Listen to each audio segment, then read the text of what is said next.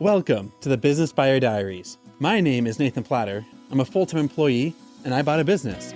I did everything right, from finding the deal, handling all the due diligence on 63 opportunities, and ultimately bought a profitable gym. And boy, was I in for a big surprise as a new owner. I chronicled everything in real time, including the biggest wins to the stressful nights at 2 a.m. I'm sharing my journey without sugarcoating anything, so you don't make the same mistakes that I did. Here's today's episode. All right, I'm going to call it for the day. It's been a long week. Between talking with essentially some new advertising agencies, getting the first payroll set up and run. The home office starting to stack up with like papers that need to get filed. Like some slippers I need to put away. I just haven't put away in a few days. Water bottles that are empty.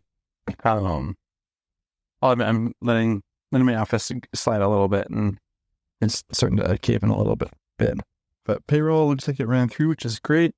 Catching tomorrow with an advertising agency that I been a lot more on board with how they do it. I had a chance to snoop around. So something I found out, which I should have done a while ago, when you're looking for like advertising partners, go to the company's website. We'll just say Nathan Platter Marketing. Go to nathanplattermarketing.com, and then for places that do a business service like that, they'll always have testimonials. And if they're really transparent, they'll say like, here's the businesses we've run ads for. And we'll just say, let me give an example. Anytime Fitness in Minneapolis, Minnesota. Just making that up. Now I'll go to Facebook and go to Anytime Fitness, Minneapolis, Minnesota. Now, when you show that business page, then there's like the home, shop, whatever. There's also the about section. When you click on about, go to page transparency. Scroll down to see if they're running ads right now. If they are running ads, click on like see about or like see ads. And then from there, view ads they're currently running. These are the ads that most likely the agency is running on behalf of this business. And that now gives you a little taste of what they've been doing. And you can click on the links of what those ads do, whether you go to a landing page, a buy page, or like a form that you fill out. If you look through enough of these client testimonials, you'll eventually find one that has a landing page to a ClickFunnels or something.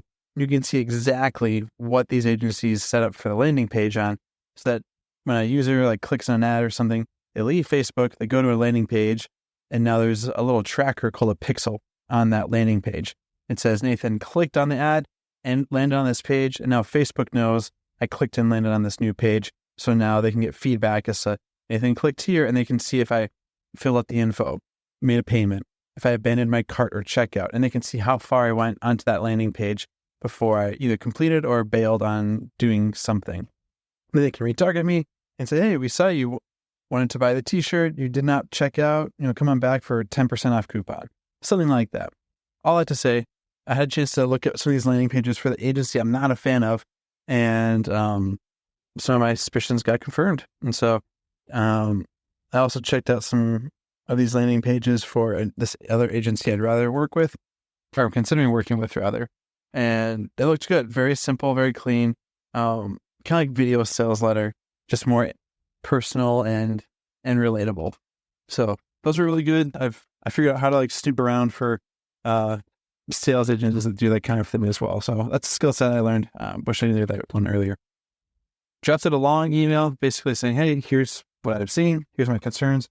Here's what I'm not on board with. How do I want to proceed, agency? And so I'm giving them a shot to try to like rectify the relationship.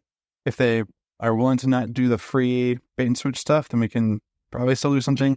But I don't know about that at this point. Let's see. For the day job, it's been a full week. It's right now 9:59 at night, and been working since since like 9 o'clock this morning. I was falling asleep driving my kids to daycare, and I was falling asleep driving home. Actually, not falling asleep, but I was like, my eyes were glossing over. I could tell I was just tired. After I dropped them off, I started to drive home, and I just pulled up into Target parking lot for a little while and fell asleep in my car for like a half hour because I was just too tired to drive home.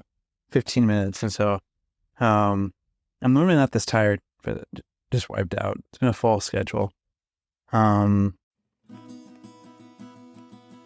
This has been another episode of the Business Buyer Diaries. Subscribe so you don't miss the next episode.